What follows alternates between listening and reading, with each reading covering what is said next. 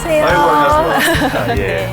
네. 자, 국민 모두가 행복해하는 입법을 찾아서 떠나봅니다. 달려라 입법하에 저는 황현이고요. 저는 마경민 변호사입니다. 네, 변호사님. 아이고, 잘 지내셨죠? 네, 좀 살이 빠지신 것 같아요. 자, 찌고 있는 것 같아서 아, 갑자기. 그래요? 예.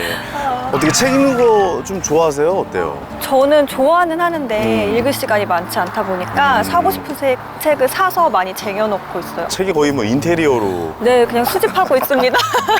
저도 웬만하면 책 읽는 시간을 좀 가지려고 노력을 하는데 사실 이렇게 방송일 하면서 애기 보면서 쉽지 않아요. 책 읽는다는 게 쉽진 않은데 얼마 전에 책을 제가 한번 읽어봤어요. 네, 어떤 책 읽으셨어요? 어떤 책이냐면 그 1995년이죠. 아마 그 삼풍백화점 붕괴 사고에 의해서 네. 그때 당시 아르바이트 일당 3만 원을 받고 아르바이트를 하던 그분께서 안타까운 사고를 겪으시고 난 뒤에 쓰신 그 책인데 제가 그 책의 한 구절을 좀 오늘 좀 가져왔거든요. 좀 읽어주세요. 예, 너무 궁금하네요. 가슴에 와닿아서 제 휴대전화에 저장을 좀 해놨습니다. 예, 1995년 6월 29일 이후로 내 세계관은 완벽하게 뒤바뀌었다고. 그런 이유에서 이 세상에 둘도 없는 악인이라 해도 나처럼 살기를 바라지 않는다고. 이런 슬픈 역사는 두 번 다시 우리 사회에서 되풀이되지 말아야 한다고 라는 글귀인데 좀 뭐랄까요, 좀 마음에 와 닿죠. 가슴 깊은 슬픔이 느껴지는 그런 구절이네요. 그렇습니다. 대한민국 모두가 슬퍼했던 그날이지 않겠습니까? 맞아요. 그래서 오늘은 좀 특별히 이 건물 붕괴 사고에 대해서 좀 이야기를 나눠볼까 합니다. 올해도 진짜 크고 작은 건물 붕괴 사고들이 많이 있어가지고 많은 분들이 가슴 철렁하셨잖아요. 우리는 항상 이런 일들이 일어나고 난 뒤에 이 일을 바꾸려고 노력을 하는데 오늘은 그 전에 우리가 이야기를 좀 해보면서 네. 이 내용에 대해서 한번 좀 집중적으로 좀 알아볼까 합니다. 네. 오늘도 패널 변호사 한번 모셔봤죠? 네, 예. 변호사님 한번 모셔볼까요? 그럴까요? 네, 변호사님 변호사님. 들어와 주세요. 안녕하세요. 안녕하세요. 안녕하십니까. 반갑습니다. 변호사님 네, 본인 소개 좀 반갑습니다. 부탁드릴게요. 산업안전과 중대재해를 담당하는 박영만 변호사입니다.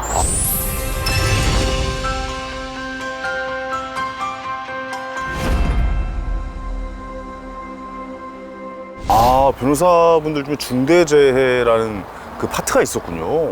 산업 현장에서 네. 이제 돌아가시거나 사망사고가 나거나 혹시 중대한 상해 사고가 나서 두 분 이상이 다칠 경우 그런 경우를 이제 중대재해라고 하고 있습니다. 이게 예. 저도 이 입법화를 진행하고 저도 좀 생소할 정도의 장르라고 네. 볼 수가 있는데 건물 붕괴 사고에 대해서 우리 입법화 안으로 들어가서 본격적으로 좀 이야기 나눠볼까요?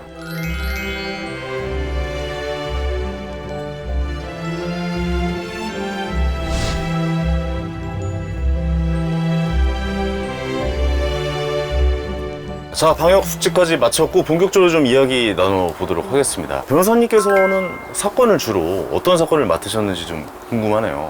2018년도에 태안화력발전소의 김용균 씨 사건, 네네네. 그리고 작년이죠. 2020년도에 이천 물류창고 화재 사건 38명이 기억납니다. 돌아가셨죠. 네. 그 사건들이 좀 대형 사건이라서 예, 기억이 남네요. 아니, 저도 그 물류센터 화재 사건을 아직도 기억하고 있는데 사건이 왜 일어난 겁니까? 그 화재 사건이. 공사 기간이 있습니다. 언제 착공을 해서 언제까지 준공을 해주세요 하고 이제 시공사하고 건축주하고 계약을 하게 되는데 네. 하다 보면 중간에 비가 올 수도 있고 자재 수급이 안 된다든가 인력이 조금 부족하다든가 해가지고 공사 기간이 조금씩 연기가 될 수가 있거든요. 네네. 완공 기한까지 공사를 마치지 못하면 이제 지체상금이라는 것을 그렇죠. 이제 시공사가 주게 돼 있습니다. 쉽게 얘기해서 비용이 더 많이 들잖아요. 그렇죠. 비용이 네. 더 많이 들게 되는 네. 거죠. 그래서 이제 공사 막바지에는 빨리 끝내려고 엘리베이터 용접 작업 하면서 또 옆에서 페인트라든가 이런 것들 또 유해 위험 물질들을 놔둔 상태에서 예. 비닐이라든가 이런 찬막 같은 거 바닥에 놔둔 보양제에 아마 그 용접 불똥이 튀어가지고 아이고. 그래서 아마 불이 삽시간에 이제 같이 하면 안 되는 작업을 동시에 하네요. 그렇죠. 같이 하더라도 작업 지휘자가 그 위험한 물질들이 서로 이제 가까이 오지 않도록 이제 지휘를 하고 감독을 해야 되는데 그런 게 안 된 거죠. 아니, 이게 결국 부실주공이랑 안전 문제는 이렇게 시간이라는 거에 뗄래야 뗄 수 없는 좀 상황이 되는 것 같네요. 그러니까 그 그렇죠. 사건들 결국에는 공사비 아끼려고 그렇죠. 부실 시공을 하게 된 거고 그게 결국에는 인명피해로 이어진 그런 케이스인 것 같은데 최근에 일어난 건물 붕괴 참사 원인과도 되게 유사한 점이 많은 것 같아요.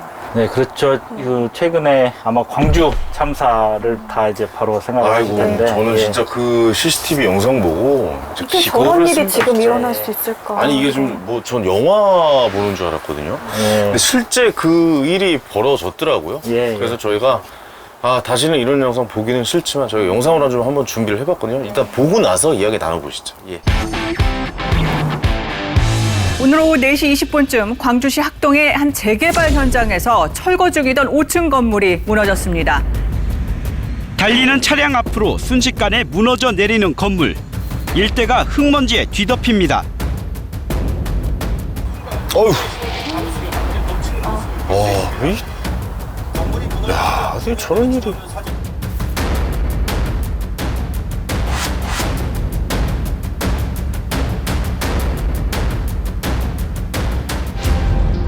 무너져 내린 집안 위에 위태롭게 버티고 서 있는 서울 상도 유치원입니다. 지상 3층, 지하 1층에 두 동으로 나뉘어 있습니다. 전문가들은 기울어버린 건물은 철거가 불가피한 것으로 보고 있습니다.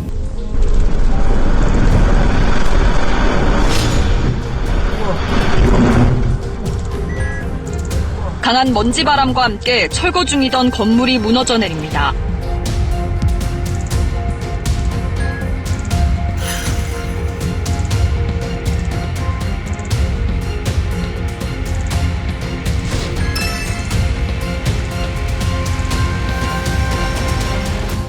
이런 붕괴 사고가 저는 이게 이런 질문이 맞는 건지 모르겠지만 이게 왜 일어나는 겁니까 도대체? 이제 직접적인 원인으로는 이 건물을 해체할 때는 이런 건물은 맨 위에 이제 포크레인을 올려놓고 한 층씩 이제 해체를 하면서 밑으로 내려가야 그렇죠. 되는데 예. 이 사건 같은 경우에는 그렇게 한 층씩 위에서 하는 것이 아니라 건물 뒤쪽으로 흑산을 쌓아놓고 포크레인을 그 위에 얹어서 이제 포크레인으로 건물 뒤쪽을 이제 해체를 하는 거죠. 건물 네네. 뒤쪽에서부터 해체를 하면서 내려가는데 이 흑산이 건물을 앞으로 밀게 되고 그런 이제 갑자기 어느 순간 못 견디고 건물이 앞으로 이제 넘어지면서 그런 이제 참사가 일어나게 된 거죠. 그러니까 법적으로 이렇게 건물을 한 번에 넘어뜨리거나 이런 건 불법인 거죠? 그렇죠. 해체할 때 뒤에서 한 층씩 이제 해체를 하는 게 이제 맞았고 이렇게 하더라도 뒤에서 흑산을 쌓는 공법을 하더라도 안전조치를 다 취한 다음에 했어야죠. 이렇게 전도 붕괴 위험이 있는데 그럼에도 불구하고 흑산을 쌓아서 해체하는 이유가 있나요? 아마도 그것도 역시 아마 비용 때문에 그랬을 것 같습니다. 원청 시공사에서 뭐 100만 원의 공사를 맡긴다고 하면은 그것이 뭐 하청, 재하청을 가는 와중에서 이게 더 10분의 1, 뭐 5분의 1 이런 식으로 계속 비용이 줄어들다 보니까 이제 마지막에 실제 시공을 하는 업체에서는 그 적은 비용에 맞춰서 일을 하려다 보니 시간과 비용이 덜 드는 공법을 사용할 수밖에 없고 그래서 이런 사고가 난 것 같습니다. 아니 이런 안전사고가 사실 끊이지 않잖아요. 그러니까 저희가 좀 수치로 좀 이해를 좀 해봐야 될 것 같은데 이런 산업재해가 도대체 얼마나 벌어지고 있고 아직까지 얼마나 이런 일이 일어나고 있는지 좀 수치로 좀 말씀해 줄 수가 있을까요? 2020년에 산재로 인한 산재로 사망하시는 분이 882명이었습니다. 그 중에 한 460명 정도가 건설업에서 사고가 발생했고요. 그러니까 사망사고의 절반이 건설업에서 발생하는 거죠. 공사장 가보면 이렇게 뭐 안전제일 막 이런 거 붙어 있잖아요. 그렇게 중요성을 강조하는데도 아직도 이런 사건 사고가 끊임없이 벌어지고 있군요. 예. 건물 붕괴 참사라고 하면은 제일 먼저 떠올리는 게 아무래도 1995년도 아이고. 그 상품백화점 네네. 붕괴 사건을 떠올리실 것 같은데요. 상품백화점 그 사고 이후에 어떤 사건들이 있었는지 한번 화면으로 보시고 계속 이야기 나눠볼게요. 그러시죠.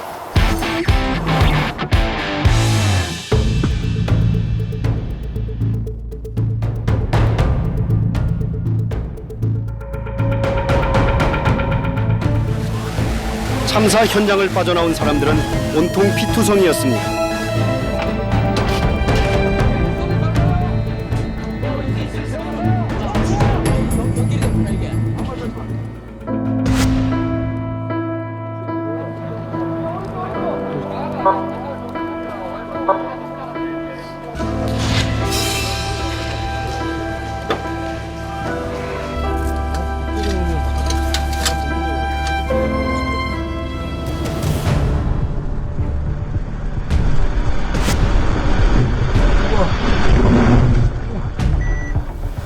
강한 먼지바람과 함께 철거 중이던 건물이 무너져 내립니다. 어휴. 야, 어떻게 저런 일이.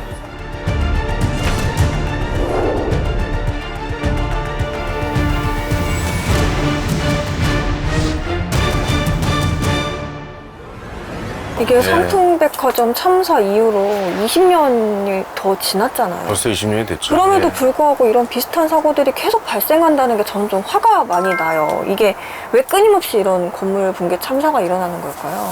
부동산, 건축이 어떤 경제적으로 큰 이제 이윤이 되는 거죠. 경제적으로 이윤이 되는, 또 국가적으로 큰 사업이기도 하고요. 네. 여기에서도 뭐 고용을 유발하고, 그럼요. 도시개발 사업인데요. 예, 예. 고용을 유발하고, 거기에서도 시작해서 또 다른 분야로까지 파급 효과가 크기 때문에 뭐 건축을 안 할 수는 없는데, 다만 그 건축을 너무 싸고 짧고 빠르게, 건축물이 우리가 살 수 있는 공간이라기보다는 저걸 통해서 저걸 빨리 팔고 거기서 다시 또 이윤을 회수하고 이런 식으로 어떤 상품으로만 상품으로만 보기 때문에 정말 무서운 생각 중에 하나잖아요. 빨리빨리라는 문화가 이렇게 건물이나 이 건축 쪽에 접목이 된다면 그거만큼 무서운 말이 없는데, 우리나라는 그걸 굉장히 잘하는 거라고 자랑처럼 여겼던, 몇 달이면 올려 이런 예, 거 자랑처럼. 뭐 이런 걸 얘기하던 시대도 있었어요. 그건 너무나 잘못된 생각 아니겠습니까? 어떻습니까?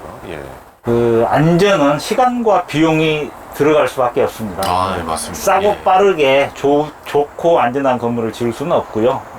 돈과 시간을 들여서, 정성을 들여서 튼튼한 건물을 만들어야죠. 그렇습니다.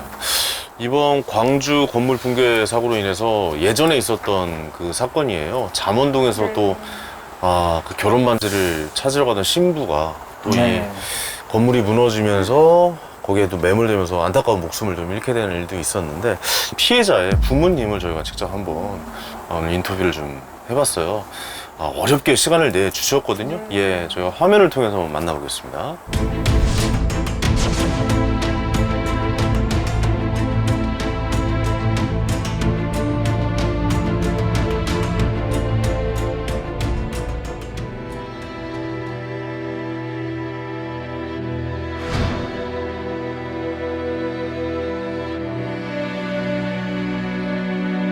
잠원동 사고가 7월 4일이면 2년이에요.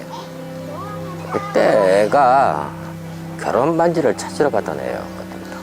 신랑하고. 아침에 나갈 때만 하더라도 뭐 진짜 밝고 맑고 행복한 그 모습을 가지고, 아빠 나 결혼 반지 찾으러 가. 그래 잘 갔다 와. 이제 그게 이제 내 딸하고 대화한 마지막 모습이죠. 제일 좋은 날을 앞두고. 아이고, 저 이게 결혼 반지가. 네. 아이고. 잠원동 사고로 죽거나 다친 사람이 10명이야, 관계자들이. 그 10명을 상대로 법원에 다 공탁을 해버렸어요. 각자의 목을 계산하기 어려움으로 공탁을 한다 이거예요. 병원비를 내야 되잖아. 사람이 크게 다쳤어. 그럼 보험약도 빨리 줘서 병원 치료비를 내게끔 해야 되는데, 전문 공소공주법에서 그냥 2억에 대해서 몽땅 10명에 대해서 공탁을 하라 그랬어. 찾지도 못하죠. 판결이 안 났으니까. 세상에 이런 걸 어디 있어, 이런 법이.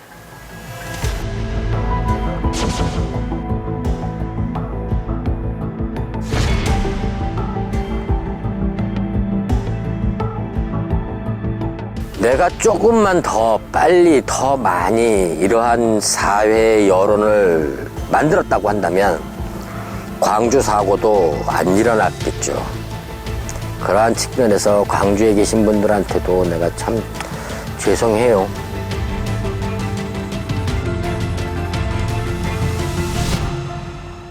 저 사건은 그럼 계속해서 지금 진행 중인 겁니까? 처벌이 어떻게 되고 저거는 어떻게 봐야 되는 겁니까? 최근에 2심 판결은 났습니다. 형사소송에서 2심 판결이 네네네. 나서 당시 현장 소장은 징역 2년에 실형을 선고받았고요.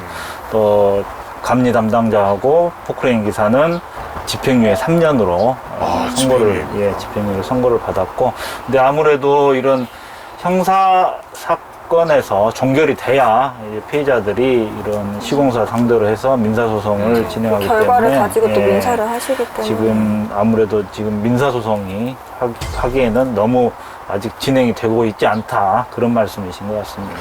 그렇다면 아직 형사사건이 마무리가 되지 않았다라는 거죠. 그럼 뭐 배상은 아직 뭐 시작도 안 된 거네요. 네, 그렇죠. 근데 왜 이렇게 오래 걸려요? 기본적으로 예. 이제 형사소송은 국가가 나서서 네. 피해자 대신 이제 가해자를 처벌하는 거기 때문에 조금 이 사람이 과연 국가가 나설 정도로 큰 죄를 지었는지를 조금 엄격하게 판단을 해야 됩니다. 그래서 아무래도 좀 시간이 좀 걸리죠. 네. 그러면 변호사님이 보시기에 지금 현재 시행 중인 법안들 중에서 네. 이런 점은 좀 보완이 돼야겠다 하는 점이 있으시면 말씀 좀 부탁드릴게요.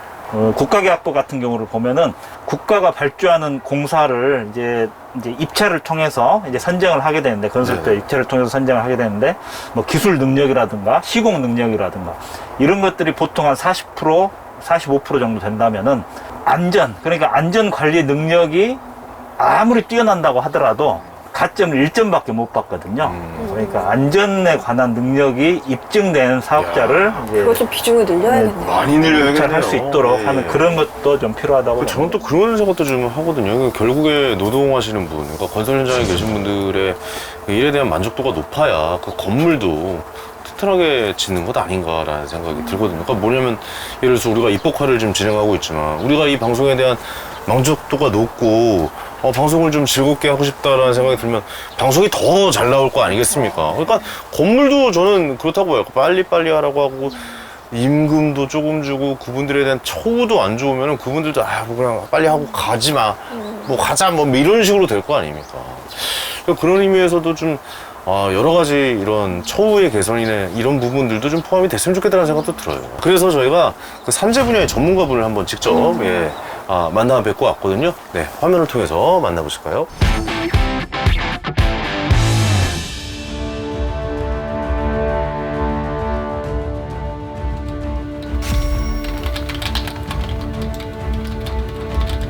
지금까지 우리 사회에서 이런 재래형 또는 예측 가능한 사고들이 대형으로 반복되는 이유는 우리는 사고 조사를 깊이 있게 하지 않습니다. 그리고 그것을 공개하지 않아요.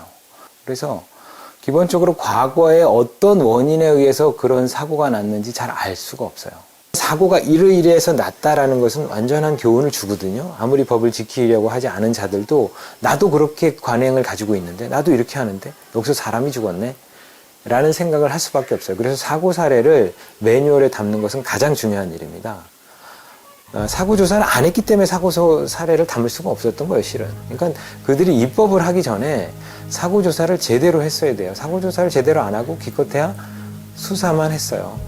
그러니까 이건 건축물 해체 제거 업자가 잘못한 것인데요. 이런 구조를 같이 살펴야 된다는 것입니다. 그렇지 않고 그들만 처벌해서는 제2, 제3이 또 날 수밖에 없는 것이죠. 건물 붕괴 사고를 예방하기 위해서는 아직도 좀 우리의 노력이 더 많이 필요한 것은 아닌가라는 생각이 들어요. 사실 이런 이야기할 때 저희가 외국 사례를 좀 많이 이야기를 해요. 뭐 예를 들어 선진국들의 사례겠죠, 아무래도. 근데 얼마 전에 뉴스를 봤는데 미국에서도 맞아요. 플로리다인가요? 거기서 또 아파트가 붕괴되는. 깜짝 놀랐어요. 예. 미국 언론에서 다양한 방법으로 다양하게 이제 원인을 분석을 했는데요. 뭐 사고 직전에 그 건축업자가 그 지하 주차장, 건물 지하 주차장을 갔더니 물이 가득 차 있었다. 물이 차 있었다. 그 물이 이제 철근에 스며들고 시멘트 벽에 스며들면서 이런 것들이 이제 건물이 약해져서 무너지지 않았겠느냐, 뭐 이런 지적을 하고 있고요.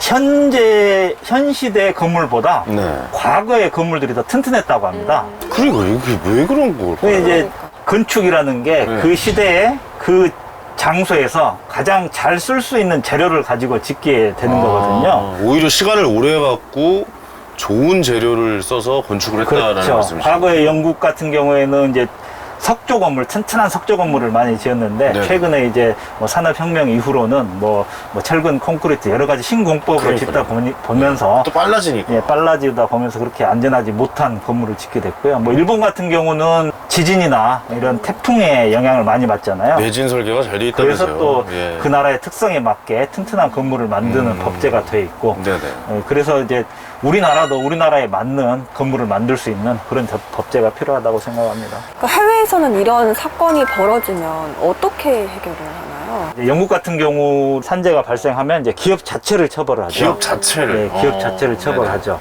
영국에서 이제 법인을 처벌하는 이유는 영미법계에서는 이 법인도 이제 범죄 능력이 있다. 법인도 범죄를 저지를 수 있는 능력이 있기 때문에 처벌해야 된다. 뭐 그래서 이제 법인을 처벌을 하는데 또 우리나라 같은 대륙법계에서는 법이라는 것은 이제 가상의 일종의 가상의 조직일 뿐이고 그 자체가 어떤 인격적인 실체가 아니다. 다만 이제 양벌 규정이라고 해서 이제 뭐 법인의 종업원이 잘못해서 처벌을 받게 된 경우에는 그 경우에 한해서 이제 법인을 이제 제대로 감독하지 못했다라고 해서 이제 처벌하는 게 있고요. 그 안에서 일하는 분이 잘못됐을 때 법인에 처벌을 할 수 있다라고. 관리 감독 책임인 거죠. 관리 감독의 책임. 알겠습니다. 이 말씀을 바탕으로, 의견을 바탕으로 제가 좀 입법안을 정리해 보도록 하겠습니다. 예.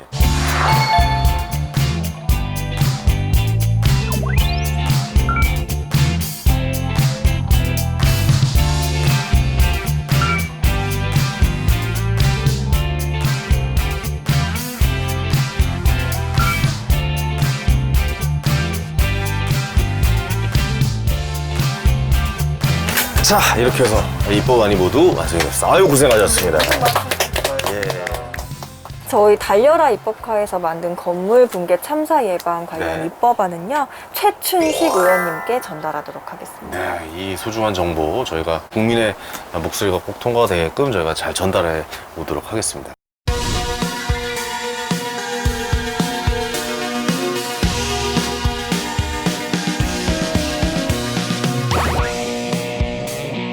네, 어서 오세요. 네, 안녕하십니까?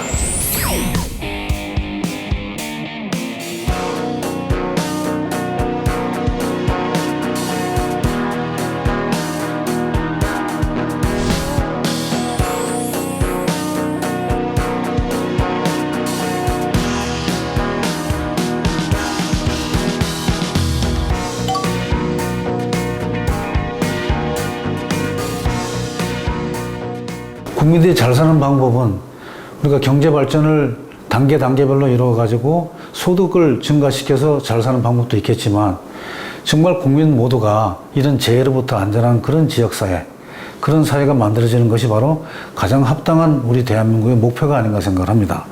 그래서 앞으로는 이렇게 예기치 않은 그런 사고로 인해 가지고 인명 손실이 오고 또 사회적 손실이 오고 재정적 손실이 오는 것은 우리가 막아야 된다. 이렇게 생각하기 때문에 여기에 최주안을 두고 저는 앞으로 입법 활동에도 이 안전에 대한 부분을 가장 심도 있게 다루고 싶은 그런 생각입니다. 앞으로 국민 여러분 지켜봐 주시면 안전한 대한민국을 만드는데 그 일조하고 앞장설 것을 약속을 드리겠습니다.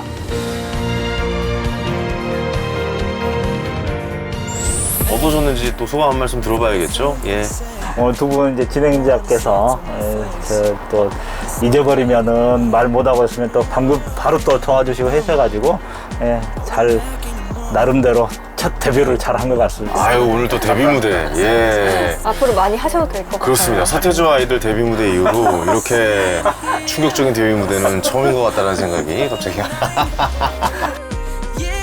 법이 있는 곳이면 언제든지 달려갑니다. 달려라 입법하는 여기까지고요. 저희는 또 다음 주에 인사드리겠습니다. 감사합니다. 감사합니다. 수고하셨습니다.